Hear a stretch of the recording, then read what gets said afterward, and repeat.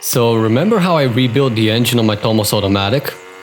Well, today, it's frame time. Alright, so currently I'm in the process of cooking up some really nice stuff for Ender, aka the Temu automatic. However, for that to happen, I first need to upgrade the frame. So, in this video, we're doing the rebuild of the entire frame and doing it the right way.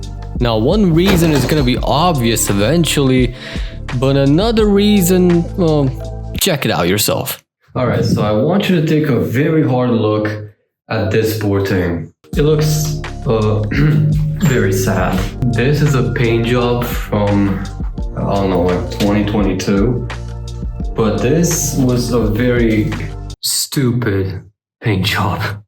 Like, look at this. The paint is peeling off. Everything is going to fucking shit. Not only does it need a repaint, but look at this. This is the fender that I tried mocking up for the taillight.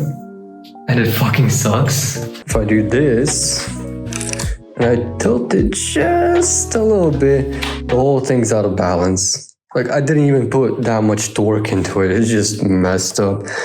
So, what I plan on doing is a complete rebuild. Full entire repaint, new forks, new tires, new basically everything. And I have a couple of things in mind for that too, because I have a little surprise for you.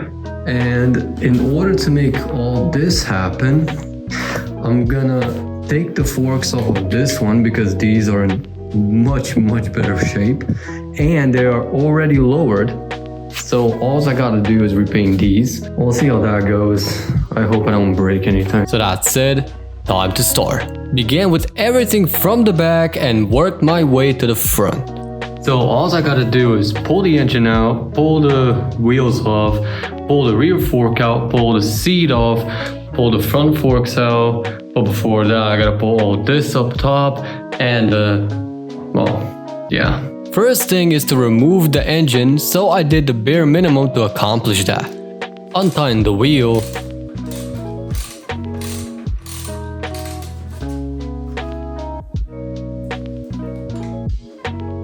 Take the cover off.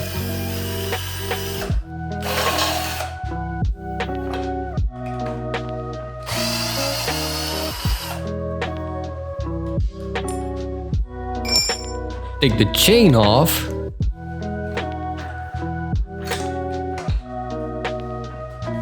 And then the bolts holding the engine in place.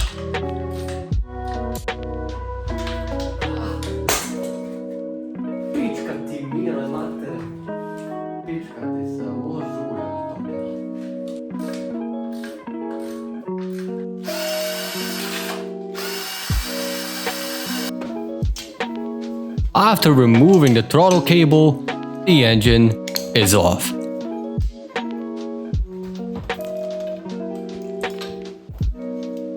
Next up, to continue with the frame, started to take the wheel completely off until... Alright, so camera died yesterday. But we back. So I finished the whole thing and I took the wheel off. Next were the shocks.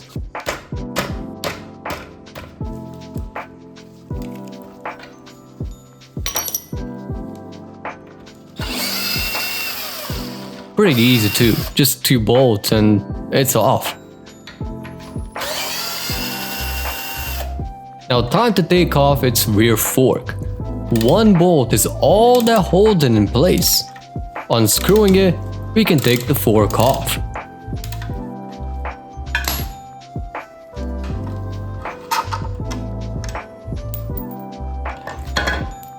Now moving to the front, I took the handlebars off, which the unscrewing was the easy part. The rest, not so much.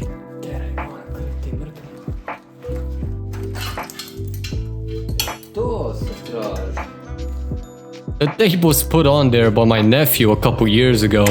Still held together somehow, but hey, that's one way to make a grip.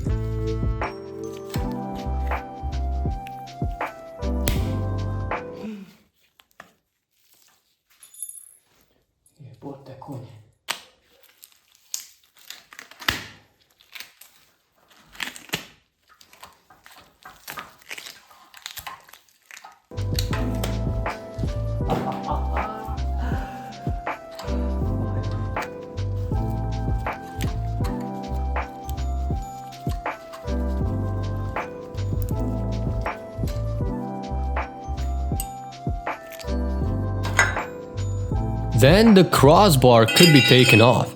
The crossbar was held on well, but not below. Oh, that wasn't tight at all. Oh no. I used my bare hands, and after unscrewing it, I removed the front fork. With the frame now bare, I had to remove as much fuel as I could. So...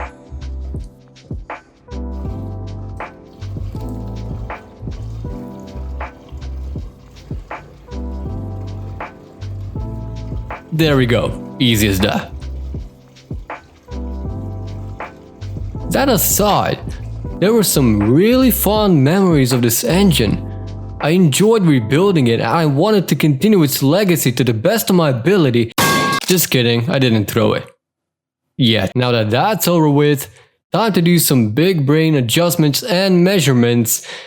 But that's when I encountered a massive issue. So these two are supposed to be the same size.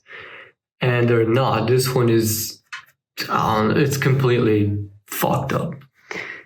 Now, if you compare it to, for example, this frame that I have laying around, which I'm planning on using, you can see these two are identical. Which means I should be able to use this frame. However, there's another problem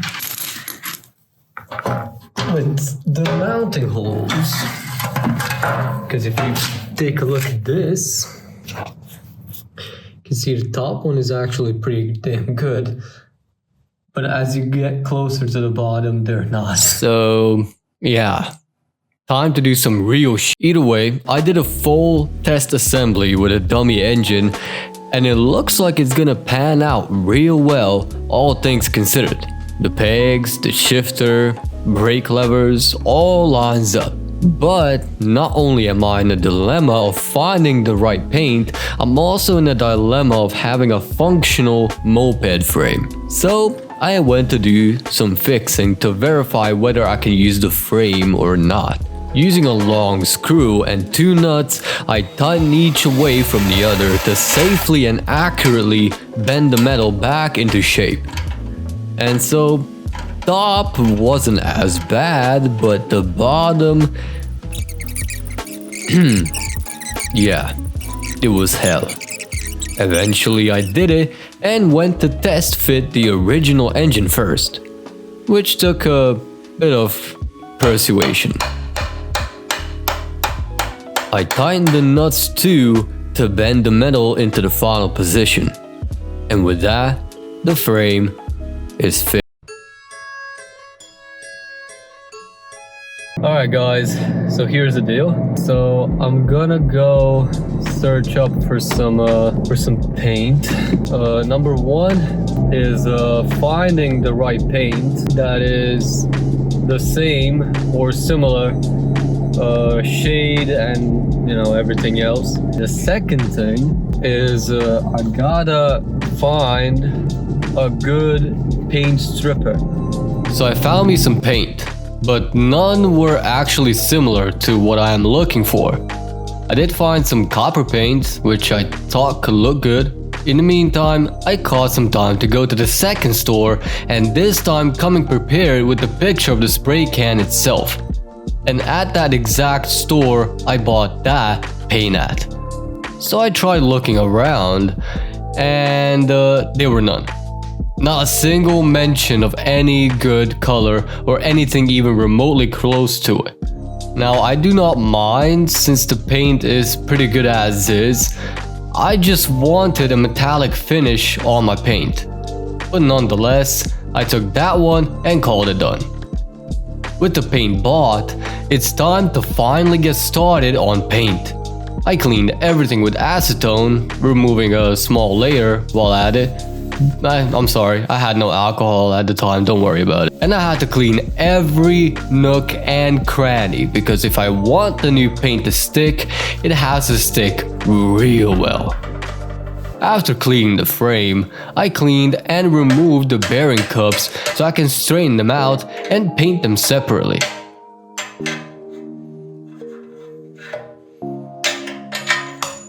The next day, I decided to start with the sanding aspect of the frame. It took a long time going from rough grit to fine grit and overall trying to hit every little spot I could. Turn it around to the other side and kept on going. So, do you see this blue paint? It's particularly rough to sand off for some goddamn reason or another. But, yeah, then again, I only use acrylic spray can paint, so what would I know? Just like how I don't know, I made sure to focus on the leg and not the frame. Next up is the wheels. I went and took off the tires from them and then... Alright, so... I took off a bit of the old paint and I found even more old paint. Just one second.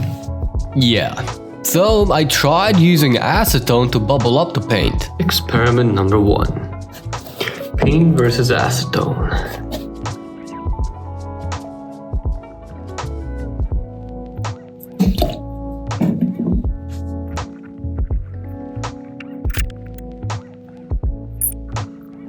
And now, a flick of a finger. Wow! However, I need a lot more acetone than what you can see here. I need to essentially submerge these in acetone to see a good result, and I don't have enough of that stuff to fully submerge, nor do I have a canister big enough. Then I tried the actual paint remover, the stuff that actually removes paint, which did work, but it stuck the paint right back on, so these will have to wait for sandblasting for the time being. In the meantime, I made a seat bracket for a new seat. That part was fun.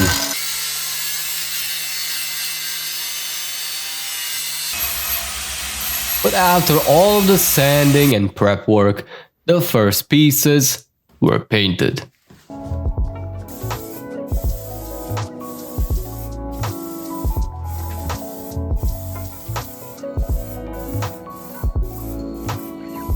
And honestly, it fit better than what I initially thought of the paint. And the more pieces I painted, the more I grew to like the color. It felt just right. And as I crept closer to painting the frame, I was getting a weird, nervous feeling. It has to be perfect, it just has to. And so...